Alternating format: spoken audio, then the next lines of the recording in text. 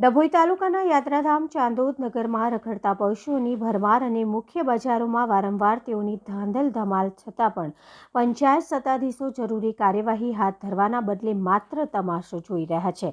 ગુજરાતના પ્રસિદ્ધ તીર્થક્ષેત્ર ચાંદોદના વિવિધ વિસ્તાર અને મુખ્ય બજારોમાં ગધેડા, આખલા, ગાય જેવા રખડતા પશુઓનું મોટા પાયે સામ્રાજ્ય ફેલાયેલું છે, જેમાં 15થી વધુ તો આખલાઓની જ સંખ્યા છે, જે આખલાઓ નગરના ભરચક વિસ્તારમાં વારંવાર દ્વંદ્વ યુદ્ધે ચડી અરાજકતા ફેલાવી દુકાનદાર, વાહન ચાલકોને નુકસાન પહોંચાડી અબાલવૃદ્ધ સૌને જીવના જોખમે મૂકતા રહ્યા છે। શુક્રવારે રાત્રિના પણ ચાંદોદના ત્રવાડી ટેકરા ગણેશ પંડાલ પાસેના મુખ્ય માર્ગ પર બે આખલાઓ સિંગડે સિંગડા ભેરવી રીતસરના બાથે ચડ્યા હતા અને આખાય વિસ્તારમાં આતંક મચાવ્યો હતો। આખલાના આ યુદ્ધે આસપાસના દુકાનદારો અને રાહદારીઓના શ્વાસ અદ્ધર કરી દીધા હતા।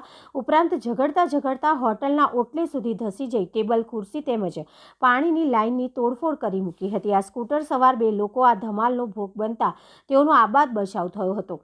વિસ્તારના રહેવાસીઓએ લાકડાના ફટકા તેમજ પાઇપ, ડોલ દ્વારા સતત પાણીનો મારો કરી આખલાઓને છૂટા પાડવાનો પ્રયત્ન કરતા અડધા કલાક બાદ કાળિયા ધોળિયાનું દ્વંદ્વ યુદ્ધ પૂર્ણ થયું હતું। ચાંદોદ નગરમાં રખડતા પશુઓનું સામ્રાજ્ય અને આતંક દિવસે ને દિવસે વધતો જાય છે, પરંતુ પશુ માલિકો સામે કાર્યવાહી કે પછી રખડતા પશુઓને ડબ્બે પૂરવાની કાર્યવાહી બાબતે ચાંદોદ ગ્રામ્ય પંચાયત સત્તાધીશો માત્ર હાથ ઉપર હાથ દઈને બેસી રહી ગ્રામજનો, પર્યટકો, યાત્રાળુઓ અને શ્રદ્ધાળુઓના જીવ જોખમતા દેખાઈ રહ્યા છે। હાલ ગણેશ મહોત્સવનો પ્રારંભ થયો હોય નગરમાં અનેક જગ્યાએ શ્રીજીની પ્રતિમા પ્રસ્થાપિત કરાઈ છે। વિવિધ પંડાલોમાં આરતી, અન્નકૂટ, ગણેશ યાગ સહિતના ધાર્મિકો